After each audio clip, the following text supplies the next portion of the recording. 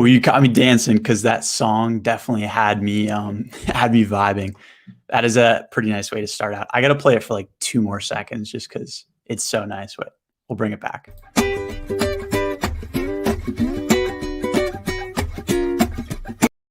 Yeah, it's just too good. I just figured out how to do that whole intro thing recently. I'm pretty excited about it. I have a ukulele here, as you can tell. I'm not anywhere near that good though, so I'll have to work up to it before I can actually play that intro. Maybe one day I'll be playing it live. We'll see. But today we're not talking about ukuleles or music. We're talking about podcast repurposing. We're talking about how to get the most out of podcast repurposing, specifically as it relates to when you're doing your original recording. Before you press record, what can you do to get your long form content ready for the repurposing process? And if you don't know what repurposing is, an example of it is you take a 60-minute long form podcast episode, you listen through the whole thing, you identify those 30 to 90-second highlights. Maybe it's a story or maybe it's an insight, and you can make individual video content from that to post across social media. It's all about getting the most and leveraging the content you're already creating. I know a lot of us post long form content like a live stream or like a podcast on the internet, and it can just kind of get lost in the dark web sometimes. But repurposing is a way to always recycle that content, keep it fresh, and stay steady. So what we're talking about specifically today, like I said, is what should you do before you press record? So first off, you need to start with a high quality recording. Not only the content behind it and the information, the comedy, but also just technical aspects like video and audio. You probably already know that this is really important, but I just want to emphasize it here because if your original recording isn't high quality, then your repurposing isn't going to be high quality. So one mistake I see a lot of people making is that they record with a platform like Zoom. They'll record their video podcast with Zoom, and Zoom is great for video meetings, but it's not great for podcast recording. So what I'd recommend you use instead is a platform like Riverside FM, and it just provides a much higher quality recording for you to work with once you do have it uploaded, recorded. Much higher quality end product to work with. I want to really emphasize audio too. Video, the quality of the video is important, but what matters more is, can you hear people properly? Are the audio levels consistent? Because if you're scrolling through social media and a video pops up, but the audio is terrible, you're much less likely to watch it. So video, it can be a little grainy. It doesn't have to be perfect, but the audio, you really need to emphasize it. So what I'm using right here is a Blue Yeti mic. It's about $130. It's a really solid microphone at an affordable price that can really get you to the starting line with that. Emphasize getting that high quality recording to start, and your repurposing will also be much better.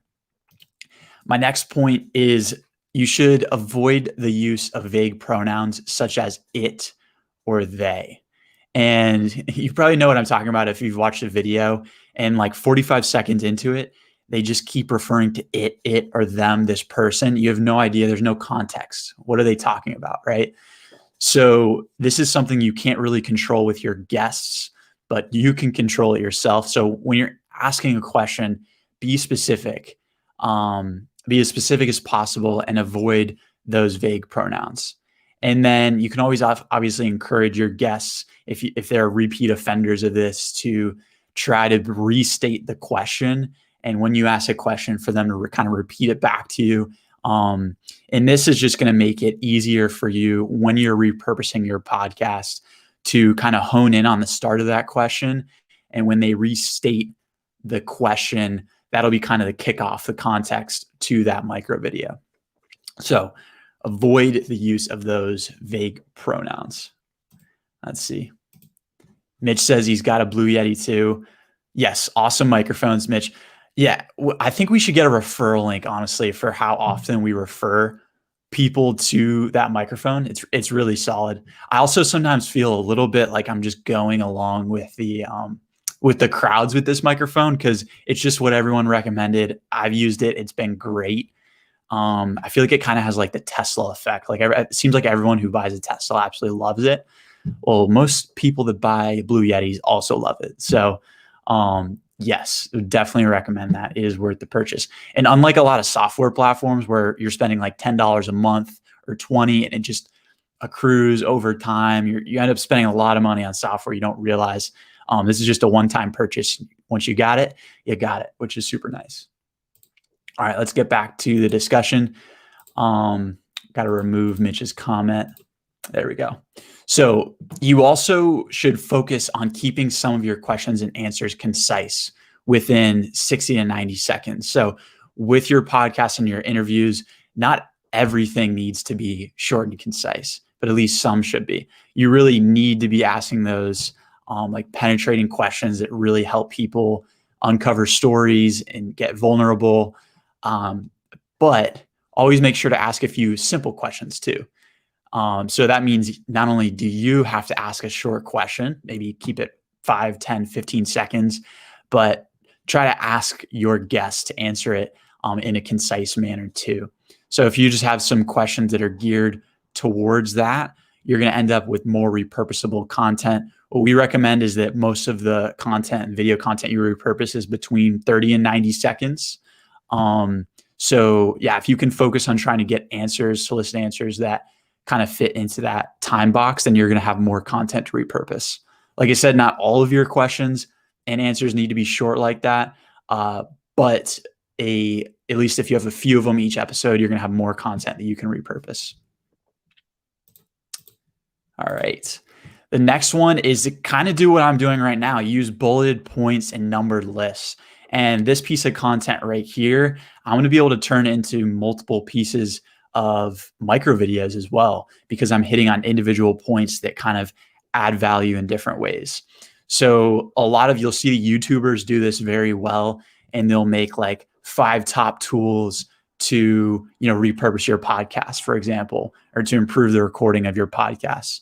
And each of those points, really 1, 2, 3, 4, 5, could be turned into individual video posts that you can share across social media. So when you're answering questions on your podcast or you're asking questions, if you can try to hone in on some bulleted points and some numbered lists, that will give you more opportunities to repurpose in the future.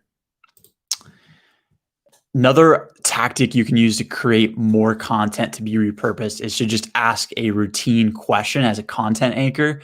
So one of my friends on LinkedIn, Rajiv Nathan, does this really well on his podcast. And essentially, he has a podcast called the Startup Hype Man Podcast. They talk about sales, about brand messaging, helping you stand out and be unique.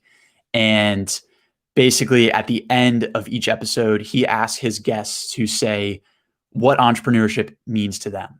So he'll say, entrepreneurship is fill in the blank. And this routine question is something you can always come back to in the repurposing process, and makes it really easy to hone in on that specific. It's basically like a specific segment of each show that you're focusing on. So you don't have to ask the same question each time yourself, but doing so will make it easy for your team or yourself to go back in. You can use a platform like Descript, where when you upload the entire video to Descript, it shows you a transcript, and you can just press Control F, search for that specific sentence or keyword, and it'll bring you straight to that individual point. You can pull it out and make an individual post out of it. Kind of makes a nice series of posts over time as well. So yeah, there's about 5 tips for you to get more out of your podcast repurposing. Kind of all starts with the strategic plan, and you can do it in your own unique ways, but I do think it's very important for you to be thinking about the repurposing process before you even press record. This might mean that in the future you want to try out some solo podcast shows where you kind of gear them directly towards getting a lot of small pieces of digestible content that you can repurpose. Sometimes when you have guests, obviously the conversations are a little bit more free flowing. This is great. You can still repurpose that content. But if you're able to go and plan a very detailed, like bulleted point podcast where you're going through 10 steps of your expertise, then I definitely recommend, putting that initial time into planning the content. You're going to get more out of it when you're repurposing. With that being said, if anyone has any questions, I'd be happy to answer them. We're a friendly resource here. Essentially, my company, Authentic Marketing, we have a done for you podcast repurposing service. So how it works is all you need to do is send us one of your long form episodes or live streams our way.